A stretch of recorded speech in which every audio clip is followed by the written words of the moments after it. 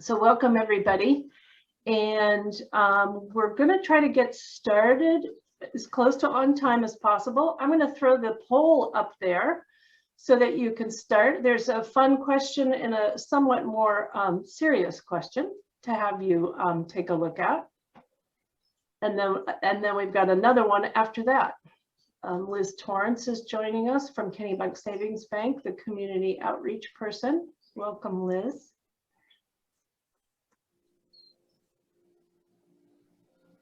So you've got a poll and a chat, and Gina is helping me with the chat, as is Stephanie, because I can only multitask maybe two things, maybe three. Well, we have a whole bunch of cool people who've joined us. Hello, yep. Matt. Hello, Mary. Hello, Liz and Lisa and Kirsten. And we're just so happy to see so many of you. Please feel free to say hello in the chat and enjoy doing this fun poll. And Adam has just entered the waiting room, which is great. And Lisa Robertson is here from York Adult Ed. If we don't get to announcing you. So as it says, please put your name and your organization if you represent one. We've got a lot of co-workers in the meeting today, which is great. And we'll get started pretty soon here. I'm waiting. Dr. Shah and Adam both are limited. They're probably doing a FEMA clinic at this very moment. So I told both of them that we would try to get them in at the beginning. And also want to remind folks that we totally understand that it is lunchtime. Yes. So if you would like to eat your lunch either on camera or off, go right ahead. But we understand if we pick a meeting at noon that you need to eat and drink as well, and go for it. Because if we were in person at one of our annual meetings, we would have a whole bunch of wonderful refreshments for you. So let's hope for that next year. So I'm gonna wait a little bit longer. What time have we got? You're at 12:05. Yeah. Okay, thanks. When you have all this stuff on your screen, you can't see everything you want to see. Maria's about to eat her lunch. Thank you, Maria. That's great. She's the York County Youth Coordinator, and Alyssa is our Tobacco Prevention Coordinator for York County, and Alexa as well. And we've enjoyed working with all three of them this past year, even though not in person like we would have liked. Although we just met Maria in person for the first time. It was pretty funny to meet somebody after almost 2 years that you've never met in person, but you've been working with them. Sally, I think the poll questions are interesting. Okay, maybe we should end the polling and look at them, or just look at how they're going. I didn't see the poll. Where was that? Should have popped right up on your screen. I still have the welcome to choose to be healthy maskless meeting. Do I have to hit it again? What do I have to do so Ted can see it? Poll in progress. Oh, there it is. Sorry. There you go. There you go, Ted. So the first one is a silly, fun one, and then the next one will explain a little bit more when we get more folks on here. Maybe I should.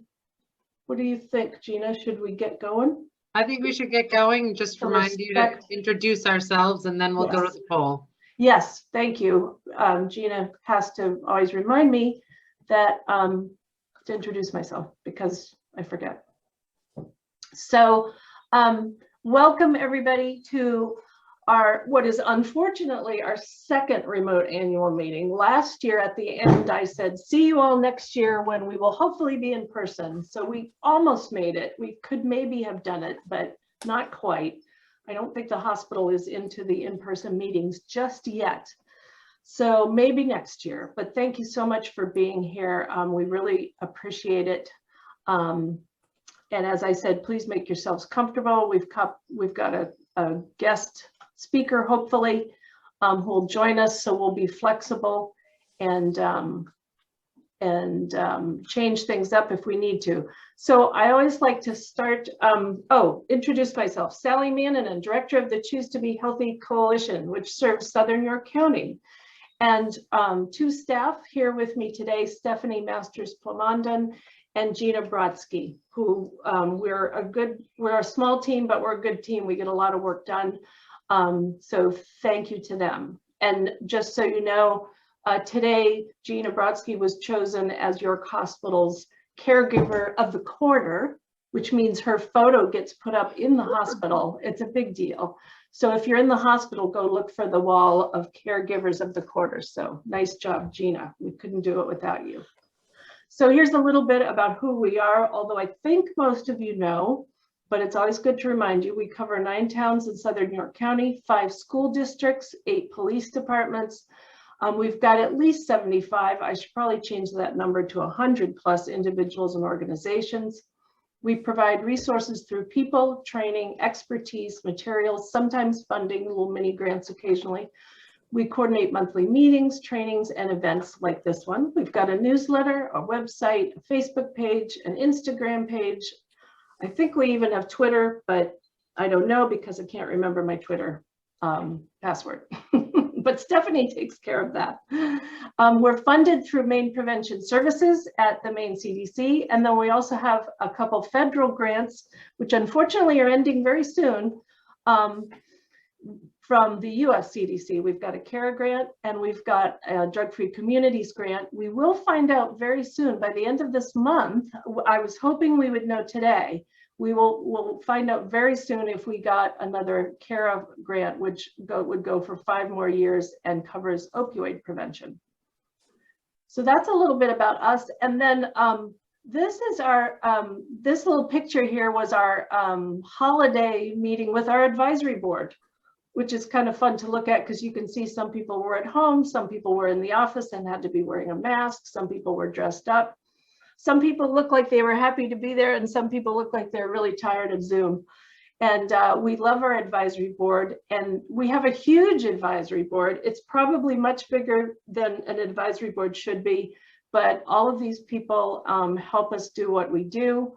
From Aaron Dixon, Eric Waddell, Josh Holt, Jeff Upton, Tanya Pearson, who just joined us just in time, Tanya.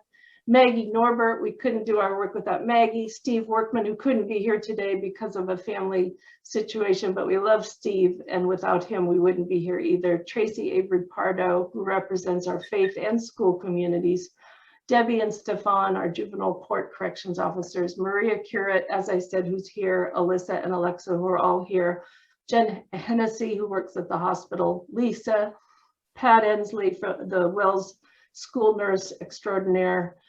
Penny Remick, Karen Boardman, school volunteer, Hillary Leonard from York Hospital. And we want to give a special thanks to Michelle Sertival of YCSA, York Community Services Association. Over the past couple of months, she asked me nicely if she could just step down from the advisory board because of other things going on in her life. And I said, yes, if you must, but we'll miss you. She's given this coalition many years of her support and guidance and has been a wonderful coach. After Deb left, I needed a new coach and Michelle took that place. So thank you to all of those folks. And I was hoping that Dr. Shah would be here by now. Do we see Dr. Shah yet, Gina? He's not here yet, but did you want to do the poll questions too first? Because they were fun. That'll be good. Thank you.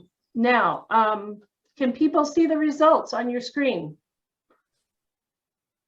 Gina, can you see the results on the screen? Yes. Okay, great. Thank you. So this is interesting. I, like a lot of people, actually there are parts of the pandemic I didn't mind. One of the parts I didn't mind was binging TV shows. And it's really fun to see what other people might binge if they were on a desert island and they had to bring one of these shows. The Office won. And I have to say at the beginning of the pandemic, watching reruns of The Office and Parks and Rec really helped. And I'm not being silly. My husband and I would watch them at 7 o'clock and it would just lift our spirits. It was like, thank God we can laugh at something. Ozark is one that people have told me to watch and I have not watched it. It's fabulous. It's fabulous and crazy. And then since then, Outlander, you know, you can't beat Scottish scenery and handsome men and, you know, kilts. And then of course, The Sopranos, if you're young and you've never seen it, you must watch that show. So those are my TV comments. Now, a little more seriously, Gabrielle Traynor, I think I'm saying her name correctly, is a lovely British woman who's a social worker and therapist and works in particular with caring professionals like ourselves. And she put together some questions and some thoughts about the pandemic that I'm going to talk about in a minute. And Dr. Shah is here just in time. And it's too bad we can't see what Dr. Shah would have said to some of these questions. But one of the pandemic circles, which we'll show you in just a moment, had you think about where you were during this anxiety. So think back a year ago, and it looks like split pretty evenly between I was just trying to get through the day, I was making a new routine, and I was focusing on what's in my control, and not far behind, I was valuing my time outdoors. And I have to say, if I had answered the poll, I would say I was angry, because that's unfortunately one of the ways I show my anxiety. So we'll talk a little bit more about where this came from and how we used it this past year during the pandemic. So I'm going to hide that now. Did it go away, Gina? Yeah. Good. So Dr. Shah, welcome. And I can't see you on my gallery. Oh, there you are. I've met you before, but maybe you don't remember. Sally Mannanen, director of the Choose to Be Healthy Coalition. And you're just in time because I'm going to explain public health in Maine. So I better get it right. And if I don't, unmute yourself. What I'm really going to explain is that Choose to Be Healthy is one of about 20, maybe a few more than that, community health coalitions that basically represent all of our local public health expertise in the community. And we're part of the bigger picture. And I found this graphic on the Boston University website of what is public health. And I circled the 4 things that we as a community health coalition deal with most frequently. So it's our job to do the health promotion and the disease prevention work. And then Dr. Shah and Adam Hartwig, who's here, it's their work to do all that other nitty-gritty stuff, the surveillance, the monitoring, the analysis, dealing with outbreaks, emergency preparedness, environmental health, etc.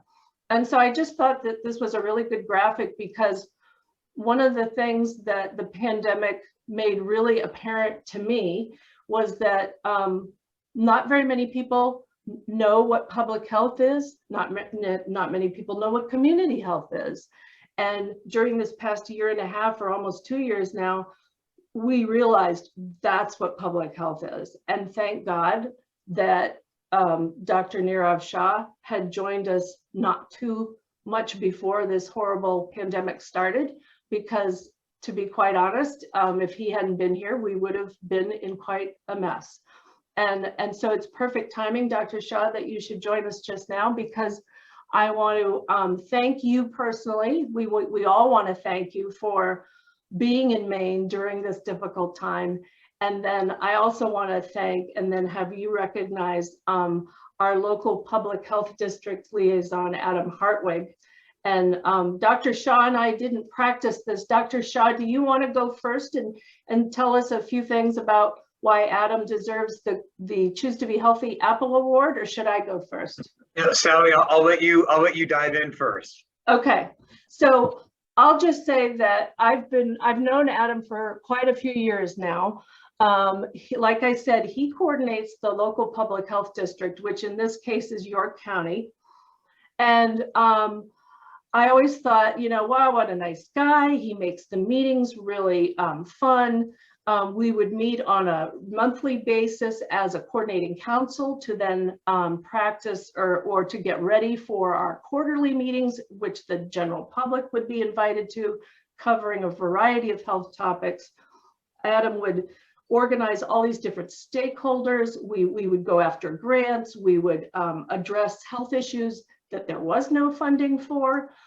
And he would keep this all going. He started a heroin task force quite a while ago.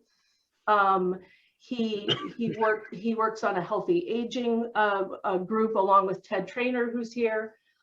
He's helped coordinate along with other team members some dental services for the underserved in York County. So all this great stuff. And then I had an opportunity to meet his wife, Diane, and she's amazing. And I thought, wow, what a nice guy. But then the pandemic hit. And then I realized even more about Adam. Adam, during the pandemic, worked at least 60 hours a week. I don't know how much weight he lost, but I think he lost a lot of weight. He's a big guy, if you've never met him. He's really tall. He used to be a football player, and he's built like a football player. He worked 60 plus hours a week. He was on top of every communication. He worked hard to educate York Hospital and Maine Health. He worked with each of the towns in York County. I would talk to him and I'd say, Adam, where, who are the contact tracers in York County? He'd say, well, that's me. I said, you're doing the contact tracing? Yep, I'm doing the contact tracing. So he was doing literally everything. He didn't take a day off for months. I checked in on him a couple times because I was getting a little worried that he hadn't taken a day off for months. I think his lovely wife, Diane, was actually homeschooling the kids during all of this. So just an amazing amount of passion and energy. And I wouldn't have done it. I would have said, you know what, I can't handle this, but he kept going. And then on top of that, we would invite him to a coalition meeting. So in the middle of, doing a FEMA clinic, he comes to our school meeting and tells the schools everything he knows about COVID-19. Or he comes to a meeting with parents and answers questions. And so I can't say enough how we have so appreciated Adam's work this past year. And he's been smiling the whole time, even though he should be exhausted. And that's all I have to say, except that we love Adam Hartwig and we appreciate him so much. So Dr. Shah, you probably saw Adam doing even more than we saw. Well, indeed, I think you're right, Sally. And let me first thank you for inviting me to join in providing some comments as you guys award Adam this richly deserved honor. I've had the chance to work with Adam since literally my first week here at Maine CDC years ago. And since then, I have come to rely upon him as a source of truth for what's going on, as well as a guy who will tell me if he thinks we're going in a different direction, as well as the guy where I can hand things to and have the utmost confidence that they will get done well, and get done professionally. And so for anything going on in Southern Maine, Adam is the guy that I call to figure out what's going on.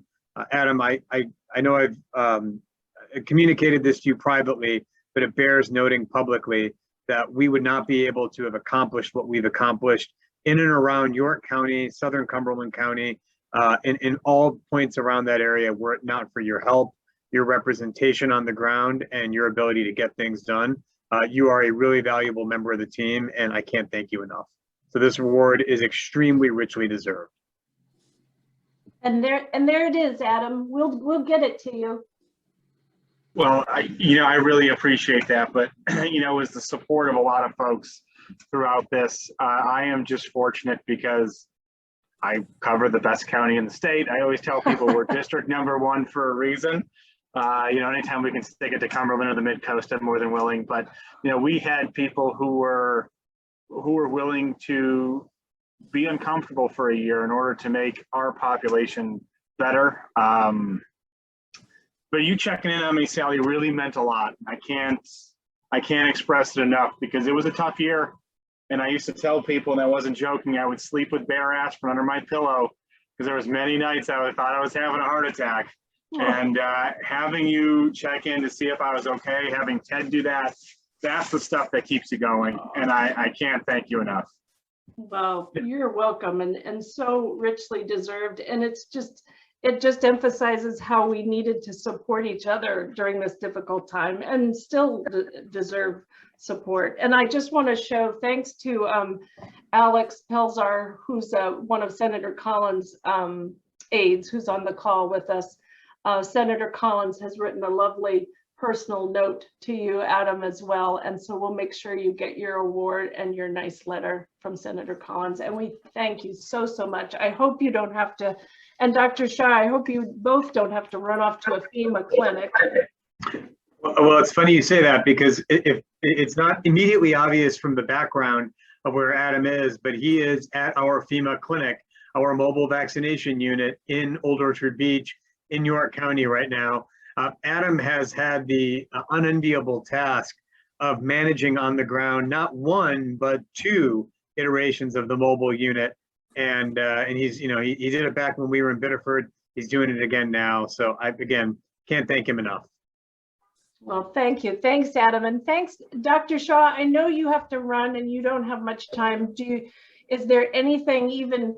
I have to say, I've been told that your Twitter feed is really entertaining. And like I said, I don't remember my password, so I've missed out on your humor.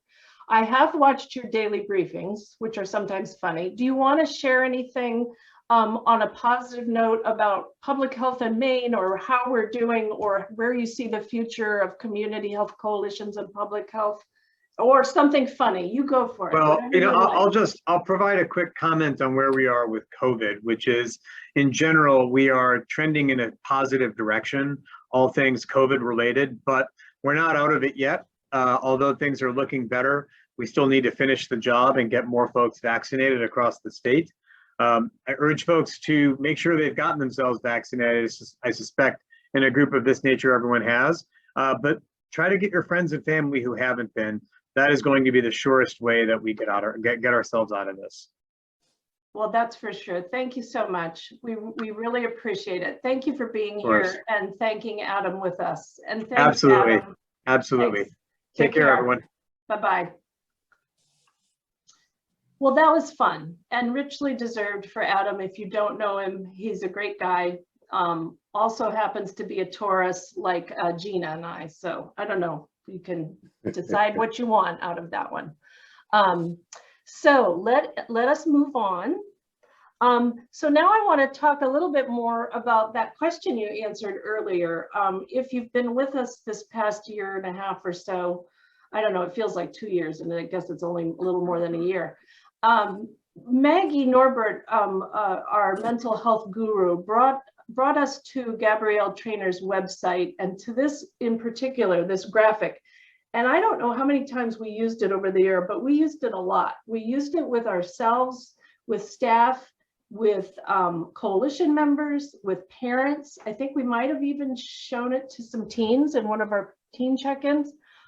But it was really helpful in just getting us to think about where we were during the process. And if, you know, what Gabrielle says is you can move around. You can be in survival mode one day and acceptance the next and growth the next.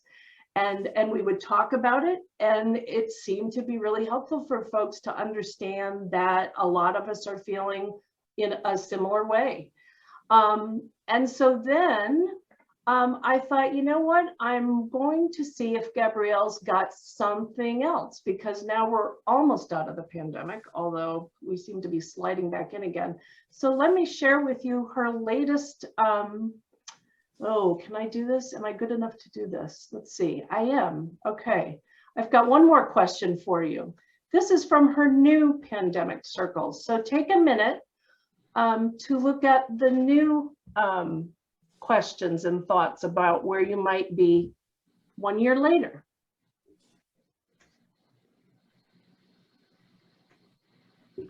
And they're slightly different, and we'll look at them in a minute.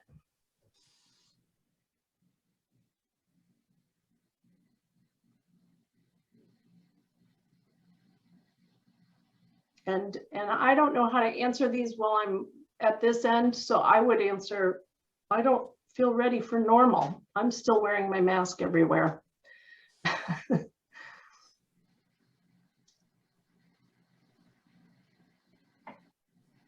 So I think everybody's had a chance. If you haven't, I'm sorry, but there we go. We'll just look to see what.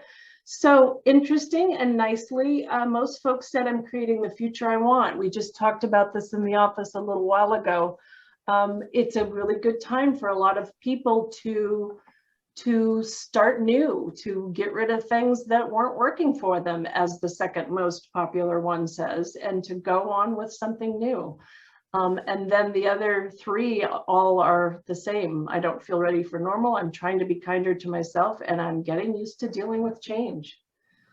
So thank you for using or trying out that that little poll with us. Here's Gabrielle's new pandemic circle. We'll have both of these posted on our website, but you can go to her website. It's a really nice website with a lot of really useful tips and tools. But you can see I'm not ready. It goes from I'm not ready for normal to we're exploring potential opportunities. And I think we saw a lot of our friends and family and coworkers. We had a couple staff leave, you know, one decided to go back to being a mom and not working anymore. That happened a lot this past year. So it's just interesting way to think about what we've been through. So thank you for doing that with us. And there's Adam's picture. I think Adam had to jump off for his FEMA clinic, and that was great that Dr. Shah joined us. So just a few photos. We're going to do something a little different this year.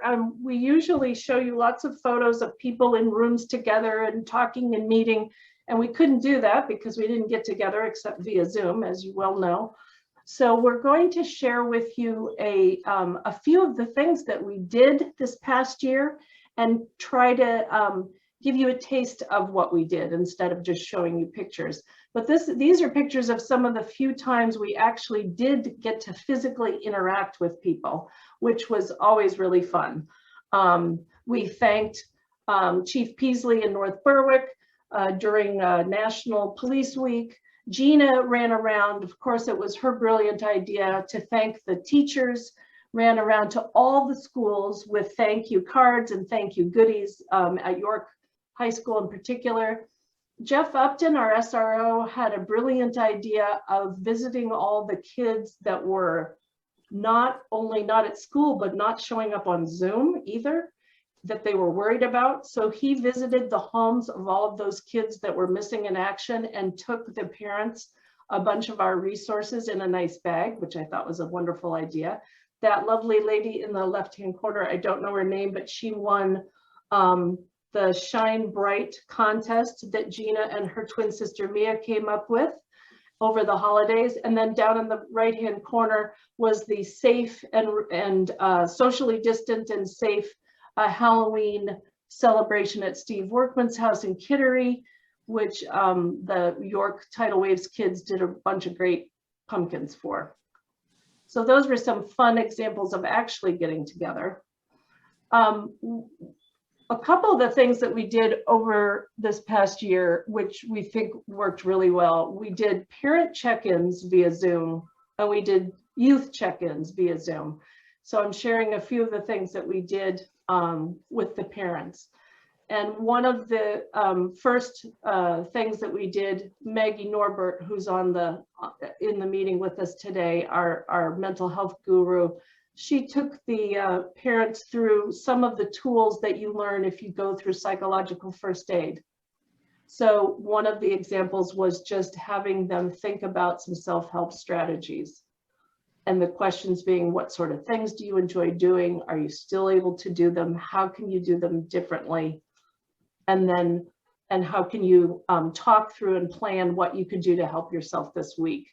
And talked about ways that parents could be resilient and healthy through this difficult time. We had, I've lost my numbers here, but we had about 96, I think, parents come to 3 parent check-ins or 4. So it was really good. Even though people were tired of Zoom, they did seem to appreciate these activities. Another one that we did with the help of Detective Stephanie Marini from Wells Police, Dr. Eric, not Dr. Eric Harum from the Recovery Center, Dr. Karen Simone from the Poison Control Center. We did something on substance abuse and kind of what we're seeing during the pandemic. And this was a slide that I showed that I wanted to share with you because a lot of people haven't seen this data. Maybe you have, but a lot of people haven't. Just how our alcohol intake or use increased during the pandemic. This is from data from April of 2021. And so you can see that not only were people binge drinking more, which is obviously unhealthy because it's 4 to 5 more drinks in 2 hours, they were drinking more frequently. Non-binge drinkers, so people that might have been drinking in a healthy way, increased their alcohol intake by almost 30%. Being a woman, Black, or with children at home increased the problem drinking, which is really sad. Women had a 41% increase in the number of days of heavy drinking. So these are all things that we shared with our parents and we're sharing with you and other folks because clearly this adult drinking behavior is going to trickle down and has probably already trickled down to our youth. And we'll have to, that will be one of the many things we need to deal with going out of the pandemic. I'm not going to click on this to go through the questions, but I highly recommend that you check this out or share it with people that you know. It's a checkup tool where you actually click on questions of what have you done recently with the youth in your life. And then depending on your answers, it gives you actual things to do to improve that. It's really, really helpful. We shared it with our schools. All of our school counselors thought it was amazing. We shared it with parents. It's just a really good tool for parents or anybody who spends time or works with youth. And so now I'm going to let Stephanie share with you some things that she worked on this past year. Stephanie? Yes, thank you, Sally. So we have been working on this class called Prime for Life Universal, which is a prevention program designed to help people understand how substance use related problems develop and what to do to prevent them. And I want to give a huge shout out to Tanya Pearson, who's here today, and Linda Donovan from the York County DA's office, Lisa Robertson, who's here today, and Lynn, I don't think I see her. They are both from York Adult Education. And then we also want to thank Lynn Hatch from York High School for their efforts in getting this class to youth and young adults in our area. As you can see, this is a page out of the workbook, so it's just a little snippet of the type of activities that students can participate in the class. We also have a class called SERP, which is another version of Prime for Life, but it's designed for youth making high-risk choices. So just as a reminder, you can find more information on our website about this, and you can sign up on there as well. They were kind enough to let me go and have a photo shoot with them at York Adult Ed a couple weeks ago. That's right. I'm sorry, Stephanie, I forgot I'm in charge of the slides. Yes. Go ahead. Sorry. Alrighty. A new collaboration that we have this year is with Jon Cross. So Jon wasn't able to make it today, but he is a licensed alcohol and drug counselor, an NCAA soccer coach, a nonprofit founder, public speaker, and also a person in recovery. His talk about recovery and wellness, as well as his online class, has been provided to all of our approximately 1,000 high school seniors. In addition, he spoke at York High School in person to over 100 people, and he'll also be speaking to high school athletes and students this fall. Part of his prevention work also includes co-founding Kennedy Football Club in Portland, which provides a safe, inclusive, and fun environment for youth and young adults.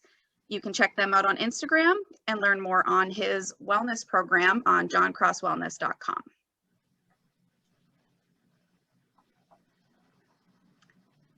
And lastly, on my end, last summer, as part of the Opioid Roundtable, which is headed by Dr. Christine Monroe of York Hospital, we had an event for workplaces to come together to learn about how to be recovery friendly and also see a naloxone demonstration. Dr. Christine Monroe and Eric Harum shared information about the York Hospital Recovery Center, and Liz Torrance, who is here today. Hi, Liz. She shared she's from Kennebunk Savings Bank. She shared about what her organization is doing to support staff who are in recovery. And after that discussion, we did send all participants naloxone, boxes of naloxone. Great, thank you, Stephanie. Gina, you're up. Well, hello, everybody. Great to see you all again. You know that one of the biggest things that we do here is to support our youth. Obviously, we're in prevention to protect youth 12 to 25, but we really know that in order to inform our work and to do the best job that we can, we really need to actively seek partnerships with youth and seek out their voices. So here's just a few pictures of some collaborations. We were able to do a photo voice project with Tidal Waves at York High School, which was so wonderful. We actually sent out a notice to the community. A student in the group came up with a flyer soliciting pictures of natural highs during COVID. You know, what were your COVID safe natural highs and what are your natural highs in general? And we had over 55 people submit pictures, and we selected a bunch, and they're on display at York High School's community auditorium. And what's so great is we have ages 15 through 55 represented, faculty, staff, community members, and students, which was great. We also were thrilled this year to be able to bring Tidal Waves to the middle school in York for a in-person prevention message with the 8th grade. You know, we always go down and meet with the 8th graders to try to get them to think about being the best versions and the healthiest versions of themselves that they can be going into high school. And hopefully that means selecting a chem-free lifestyle. And we were able to pull that off, which was great. And there's a wonderful picture here, which you'll hear more about later, that Mary Testa of York High School helped to coordinate with a small group of students. It's a display about the Yellow Tulip Project and Hope Happens, where faculty and staff and students wrote what makes them feel hopeful on yellow tulips, which was undoubtedly very inspirational. Then I was really excited because I got invited to a health classes at Kittery at Trape High School to have conversations. They were going to help me. They helped me reshape a model of a support group called Sparks. So I sought some additional information because anytime you have the opportunity to hang out with students and youth, you want to get their perspectives. And so we asked them, are you digging virtual learning or not? And I thought that the responses were very interesting. 29% said it's okay, I guess it beats the alternative. And then followed by whatever, I don't really care, or no, I want to see people live and in person, but definitely some mixed perspectives there that I thought was very interesting. We also asked them what their #1 worry is today, and this is reflective of what we're seeing across the country. Even we were all in a mental health crisis prior to the pandemic, and of course the pandemic exacerbated that, and it reflects in these responses. Anxiety, depression, mental health were among the top concern of the youth that I hung out with that day, and talking about their future and what their future is going to look like. But on the flip side, I think it's really important for us to remember that they are actually most grateful for family. And I think when in talking about that with the youth, they said that connections with family and friends during the pandemic was huge. And I think, like Adam talked about earlier, when you have one person checking up on you, one person connecting with you, it really can make all the difference. And so the other thing is our data, which has been consistent for years, like what is the most important influence on children today, and parents are still the #1 influence. So I think that's really something that we need to keep in mind. And who do they go to advice for who do they go to for advice? It's the parents still, which is really great. And then this, we're going to show you a quick video that the Tidal Waves group came up with. Shout out to Lynn Hatch at York High School, the wellness counselor there, who gave us the idea of doing something on stigma and helping people to talk about their substance use disorders and mental health issues. So we're going to watch it now. And Gina, make sure if you can't hear the sound that you tell me.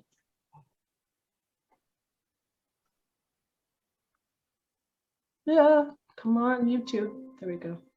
Can you hear it? Yep. Make it louder? Yeah, a little louder. only 20% of people who struggle with a drug or alcohol addiction actually get treatment?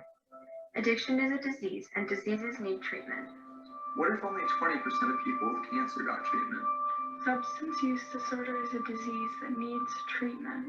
Did you know that 90% of adults who struggle with addiction today started using substances before the age of...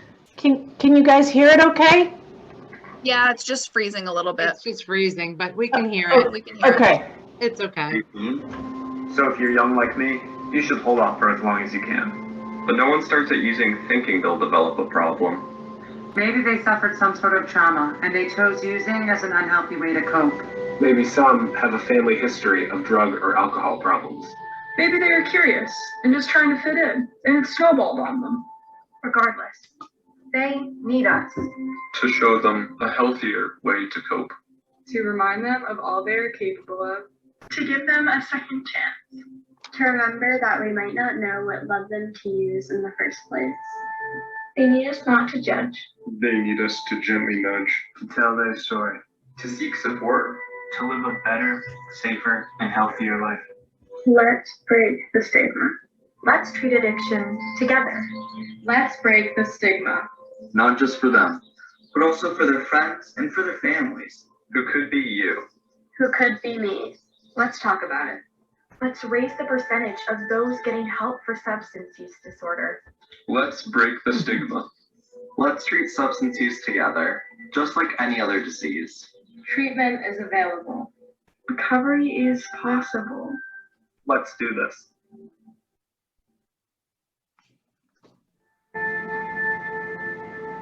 This message is brought to you by TIDALWAVSE, York High School student advocates for chemical-free lifestyles, helping our peers in York, Maine, and beyond find their natural high.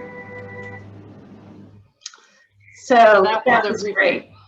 That was a really fun project, and the kids did a really great job and sent their videos right in. And you might have seen a familiar face, and we would like to showcase her right now. Our next Apple Award winner, to Amelia Vetter. I will deliver that to you, Amelia. Our next Apple Award winner is a young Renaissance woman. This recent high school graduate is an actor, singer, advocate, activist, and a compassionate and supportive community and family member. As a member of Tidal Waves in high school, she was a chemical-free advocate for her peers, putting a face to the fact that most youth do not use in high school. As a part of this group, she worked to educate her peers on the risks associated with adolescent substance use, helped to create and post monthly bathroom flyers in all the stalls at York High School, promoted the discovery and celebration of natural highs, assisted her school with wellness programming, and was part of the creation of a PSA to help stop the stigma associated with substance use disorder, encouraging those who struggle with this disease to share their story and seek help. She's also worked with CTBH to create marijuana education videos for her peers and their parents on our Inform Me education page. Additionally, to lay the foundation necessary to bring the Yellow Tulip Project to York High School, which is a project that increases awareness around mental health, this young high school graduate bravely shared her own struggles with mental health at a faculty and staff meeting to raise awareness for peers still needing support. Most recently, this young activist and advocate stood for 12 hours at the polls to peacefully protest the election of candidates whom she felt were racist or unaccepting of LGBTQ populations. This rising star of stage and community needs to be recognized for her contributions in and out of the York High School community before leaving for her next adventure at Hampshire College. It is with great pleasure and excitement that we give a CTBH Apple Award to Miss Amelia Vetter. You're going to be missed. You can unmute if you want. Woohoo! Congratulations, Amelia. Where are you, cutie? I see you somewhere. I'm right here. There you are. Congratulations. We're going to miss you. I'm going to miss you too. Come back and visit. I will. Okay, we're going to hold you to that. And if we need some fabulous star to do a video and we don't have any takers, we're going to come find you at Hampshire College, Amelia. All right, sounds good. Thank you, Amelia. You're impressive. It's always good to hear what the young people are doing, because sometimes in prevention we get caught up with helping the kids that are not able to get through and do the good work. And so it's really nice, Amelia. Thank you for reminding us of all the good work out there. Thank you. So I'm glad I got through that without getting too teary, Amelia. It was tough. Yes. Anyway, we also were able to host youth check-ins virtually, as Sally talked about earlier, on a bunch of different themes. And this is a little excerpt from one of the check-ins that we did on building resilience, which was a really fun thing to do. And we had, over, gosh, Sally, help me remember the numbers. I think we had about 60 youth overall participate in check-ins. In 2 different sessions. Yep. 2 different sessions. And so one of the things we did, which I'm going to have some audience participation here, guys, giving you a little heads up. We created coping kits, and mine is right here, where you actually decorate an envelope, stick it in your purse or book bag or wherever you can get to it.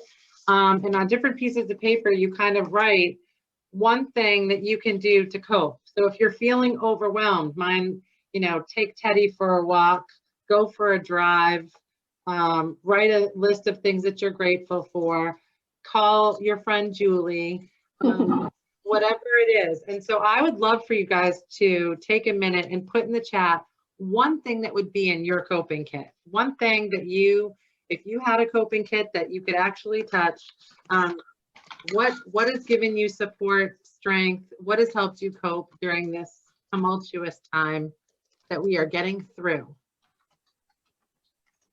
So if you could put in the chat, snuggling doggies, I like it. Going for a hike.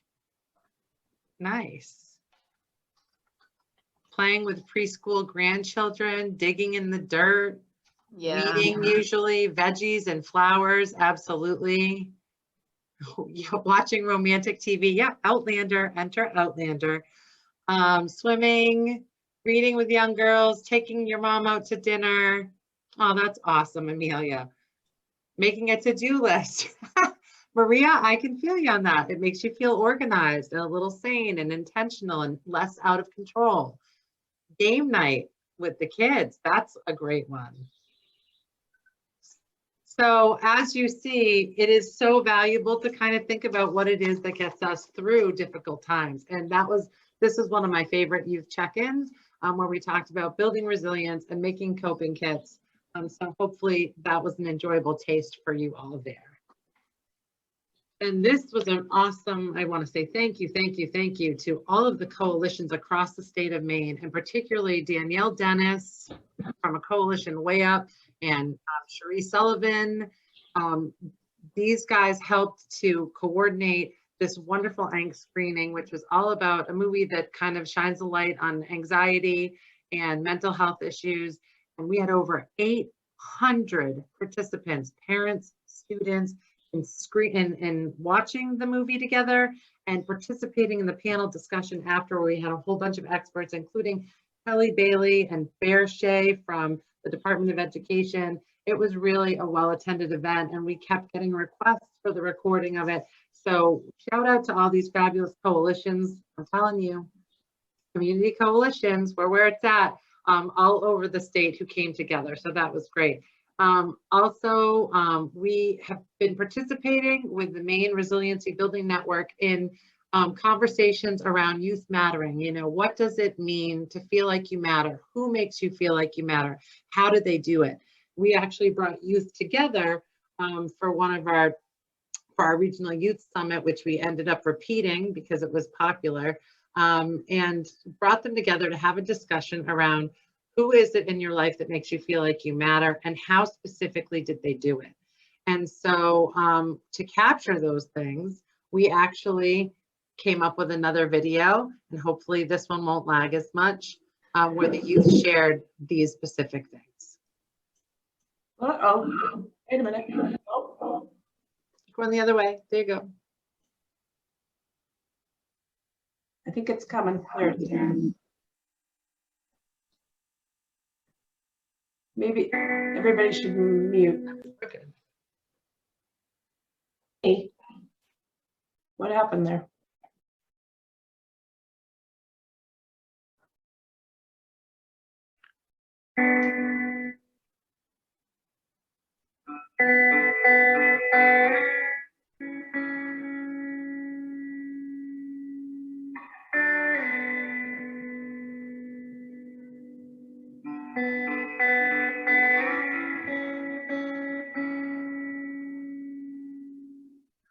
I feel like I matter when I help my friends and family.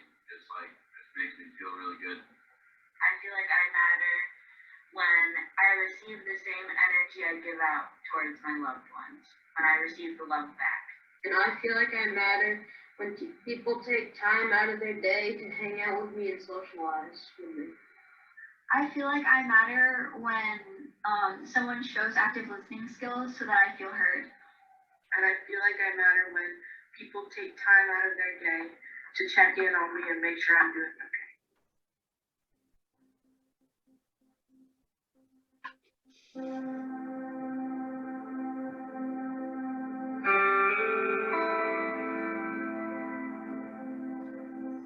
So it was really great to get the responses from the youth as to why they felt like they matter. And we actually asked them to talk about, you know, what other tips they had for people to emulate those things. And they were pretty simple things that you would be surprised about. You know, look me in the eye, learn my name, ask me how I'm doing.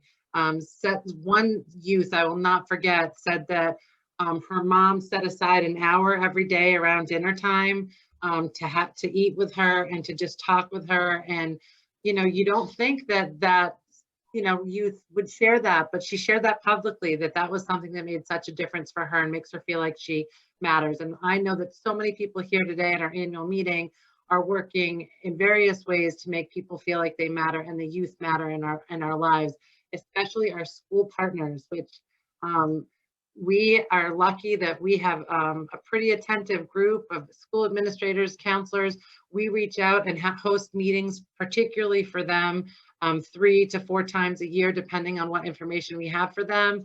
Sometimes schools reach out to us and they want something additional with some programming that we're doing.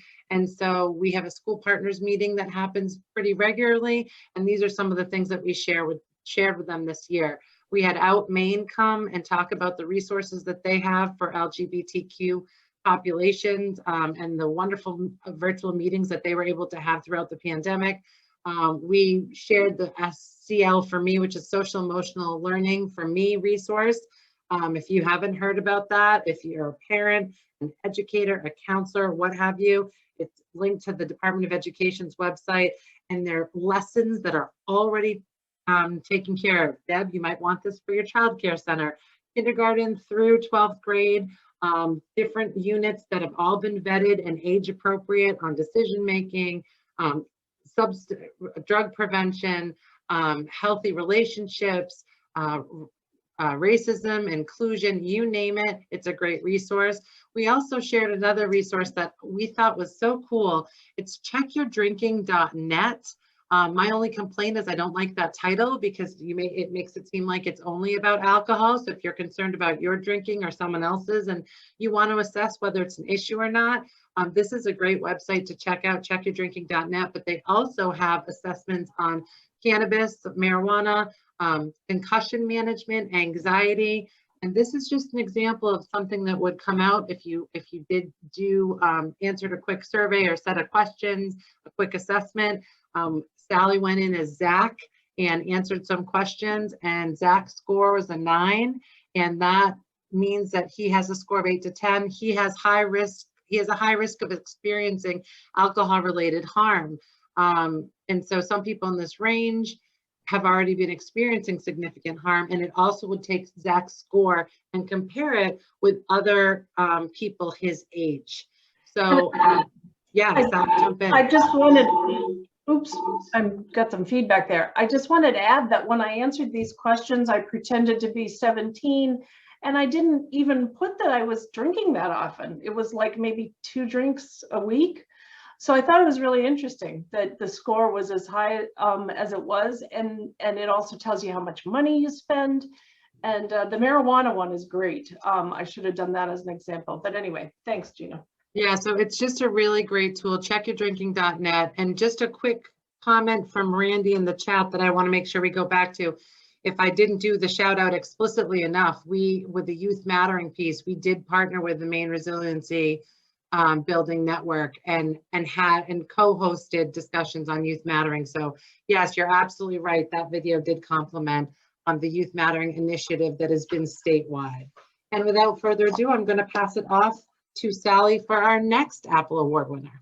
And I hope Mary is still here, Mary Testa, York High School counselor, mental health advocate extraordinaire, our community health champion. I've got some prepared words here, but I just want to say that during the past year, when it has been so challenging to engage schools and reach out to schools and have them partner with us on different projects, every time I would say, Gina, how are we going to do this? How are we going to do this? She'd say, I'm going to call Mary. I'm going to text Mary. I'm going to email Mary. And she was right. Mary Testa gets things done. And she is a great partner for Choose to Be Healthy. So there's no doubt that school staff have been tested in a variety of ways this past year that has been so challenging. Mental health crisis that was here before the pandemic, gotten worse because of the isolation.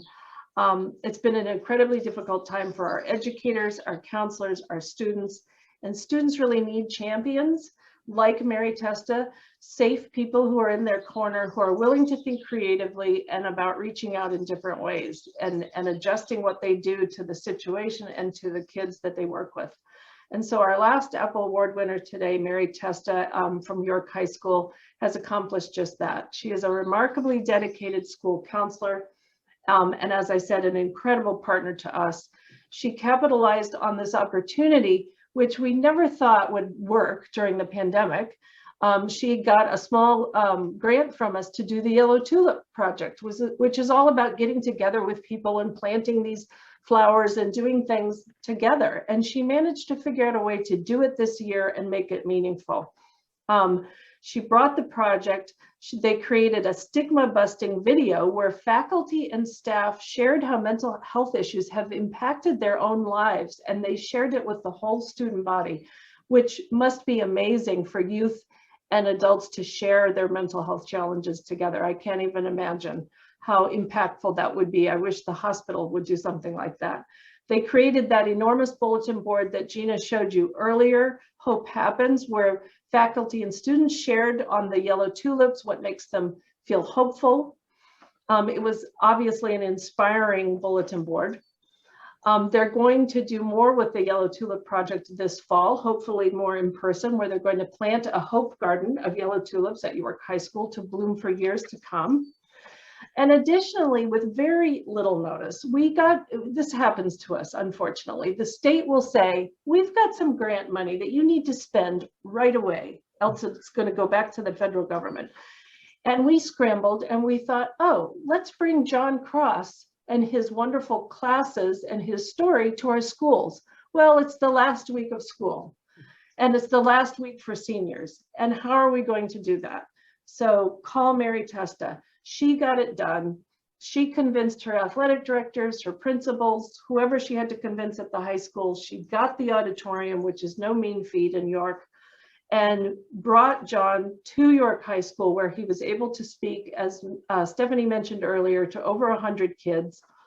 Afterwards, this is the kind of follow-up. This is the kind of person you need in your corner. Afterwards, she even texted the entire senior class to reinforce Jon's key takeaways, because, you know, probably some of them weren't paying attention fully. It was like the second to last day of school.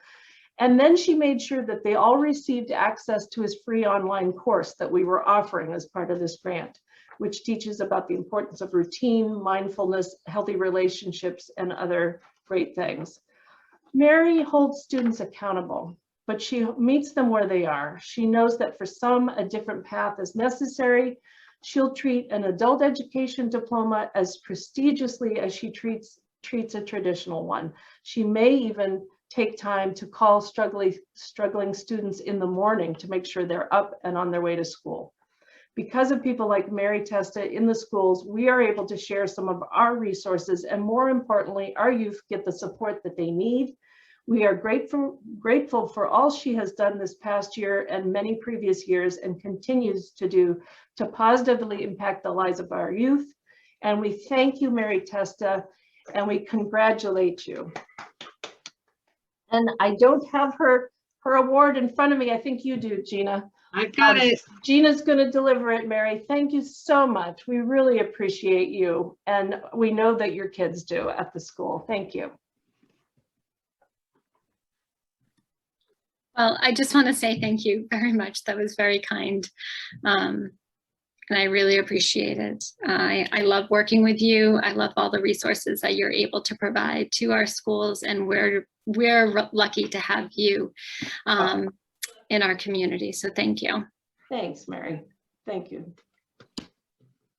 So one more look at all of our Apple awardees this year. Amelia Vetter, amazing young woman from Tidal Waves and now on to Hampshire College.